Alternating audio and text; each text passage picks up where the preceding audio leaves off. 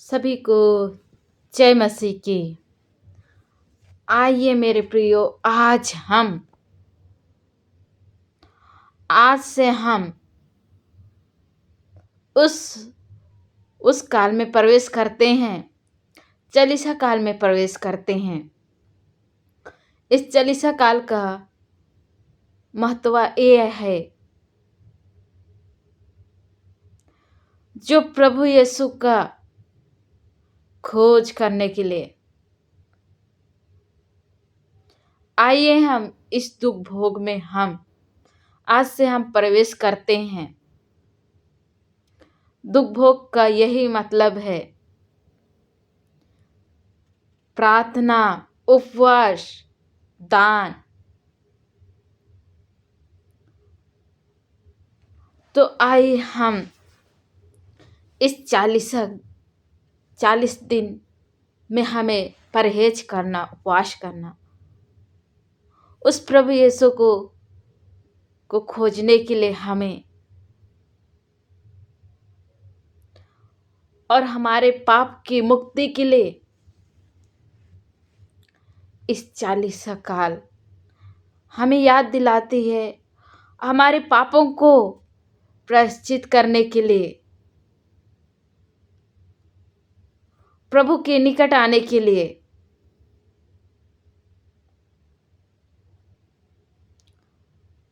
Hallelujah.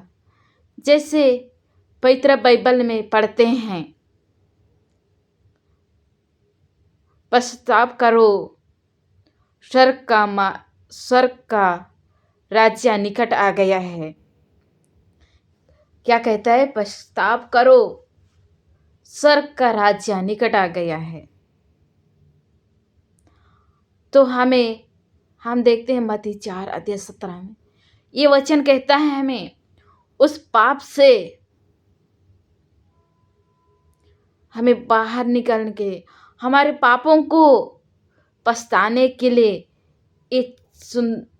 इस चालीसा काल उपवास, प्रार्थना एवं दान के माध्यम से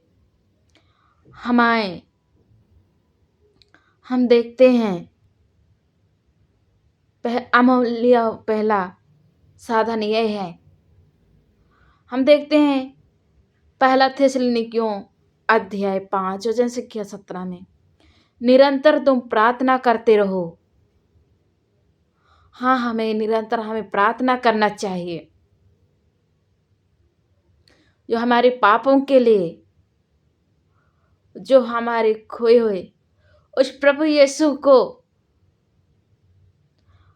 जिस प्रकार मार्था ने, उसने प्रभु के साथ निरंतर उसके साथ बातें करते रही।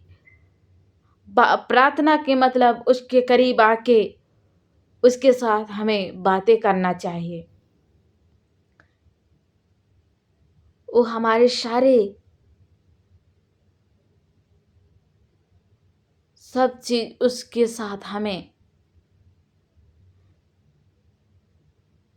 डिस्कस करना चाहिए। जैसे हम किसी के पास जाते हैं और उनसे हम बातें करते हैं, उसी प्रकार हम प्रभु यीशु के पास आके, हमें उसके करीब आके, उसकी और हमारे सोच विचार मन को एवं विश्वास के साथ उसके साथ हमें बातें करना चाहिए। और हमें उपवास एवं दान, इस सुंदर अवसर को हमें नहीं हिचकिचाना चाहिए। हमें उदारता से, हम खुशी से उसे करना चाहिए। हमारे पापों की क्षमा के लिए उस प्रभु यीशु के साथ हमें जी उठने के लिए हमें तैयारी करना चाहिए।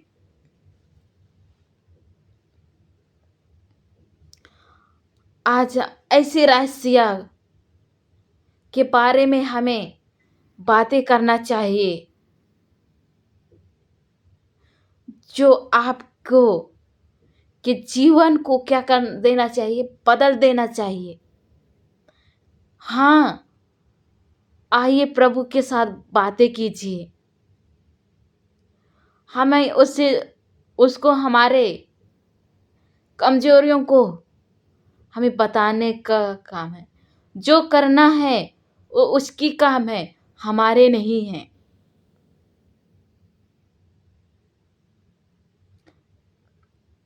जब हम घुटनी पर झुककर अपने उस प्रभु यीशु से हम बातें करेंगे और हमारे सारे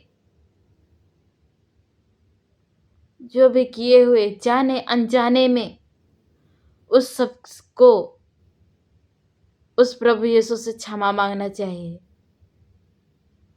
हाँ, इस हमारे जीवन की परीक्षा है। जैसे प्रभु यीशु को भी शैतान ने परीक्षा लिया, लेकिन प्रभु यीशु ने वो चाहता तो हाँ उसकी बात मानता, लेकिन हाँ प्रभु यीशु ने हमारी शांति एवं हमारे प्यार के लिए उसने अपने आप को, वो अपनी इच्छा नहीं बल्कि हमारे के लिए उसने प्रभु यीशु ने त्याग तपस्या उस परीक्षा में अच्छी हो, शैतान की बातों को टाला।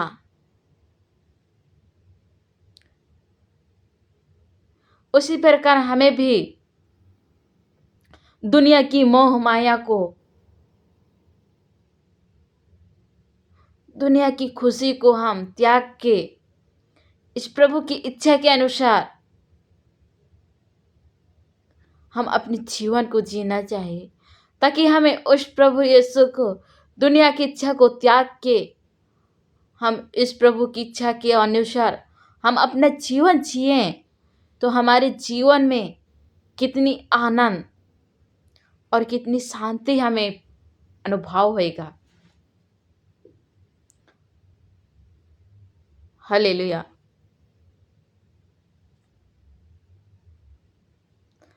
सिर्फ हमें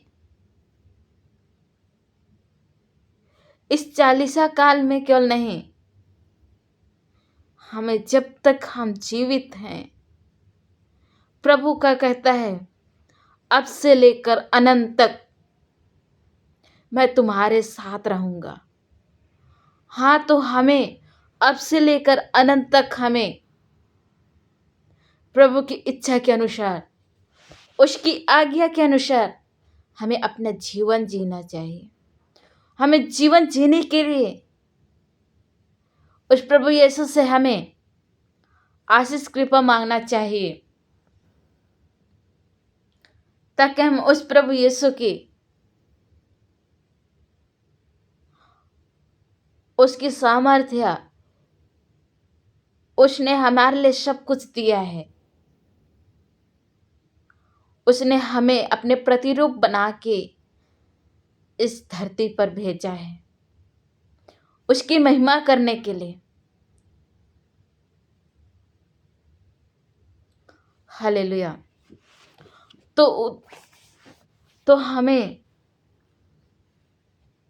इस चालीसा काल में उस प्रभु यीशु के करीब, उस प्रभु यीशु के मार्ग पछतावा, प्रभु हम देखे शुरुआत में पश्चाताप करो, स्वर्ग का राज्य निकट आ गया है। हाँ मेरे प्रियो, हम उस स्वर्ग के राज्य के बारे में बात करते हैं। हम देखते हैं पाप के कारण कैसे ऐसे भाई बहन हैं जो यात्रा करते हुए तो कोई बीमार से ये सब से उसने दुख सहने, उस सब से प्रभु यीशु ने पश्चाताप करके उस सब से दुख से निकलने के लिए हमें प्रभु यीशु ने सुंदर अवसर दिए हैं।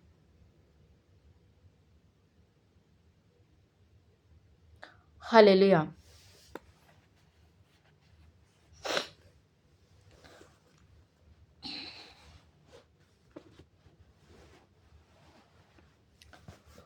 पाप की गहराई का बंधन और आत्मा का पश्चाताप प्रार्थना के दौरान द्वारा ही जब हम पुनः पाप को क्या करते हैं, बंधन होता है और आत्मा भीतर से क्या कर हो जाता है। जब हम पश्चाताप करते हैं तो हमारी आत्मा भीतर से क्या होता है, हल्की हो जाती है। पश्चाताप करने लगते हैं ना तो हम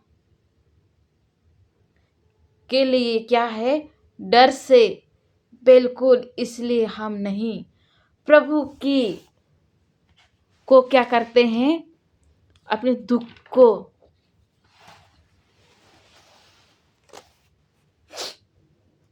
उस समय हम पश्चाताप नहीं करते, आत्मा को पुकारते हैं, कहते हैं प्रभु मुझे क्षमा कर दे, मैं टूट गया हूँ, मुझ पर फिर से क्या कर दे, बना दे। हम बाइबल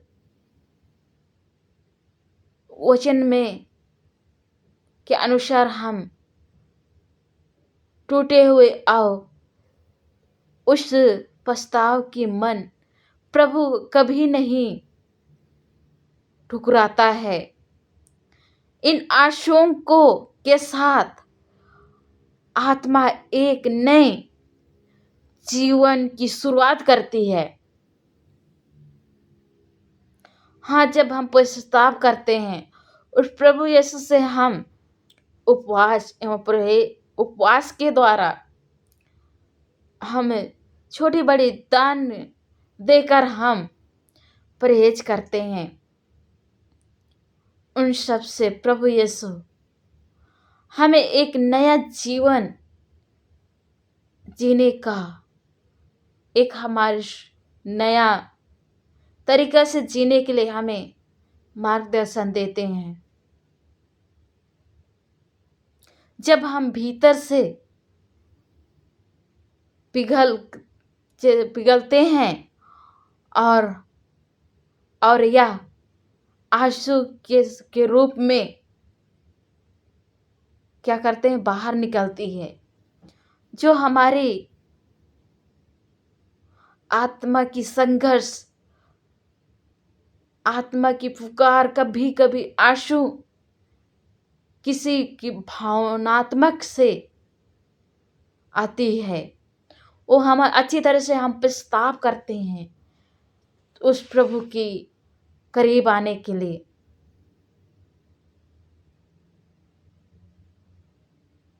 हालेलुया।